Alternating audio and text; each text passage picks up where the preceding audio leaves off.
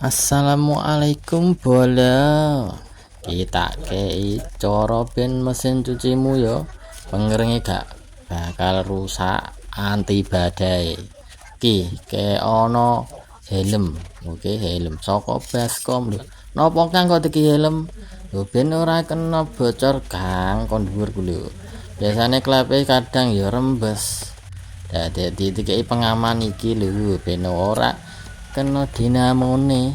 Oke, nek wis aman rak kena banyu kan ya dadi awet. Nah iki lho tak kei carane wis gak ana bolong dimal tengahe ya. Tengahe dibolong paske nggon AC kuwi terus dikono bolongan telu pojok-pojoke nggo ada baut. Nah iki pasang ana baute iki ono ya. Kaya kuwi ya, pasang ana baute telu. Wis mari pasang baut nggo sikilan dinamone.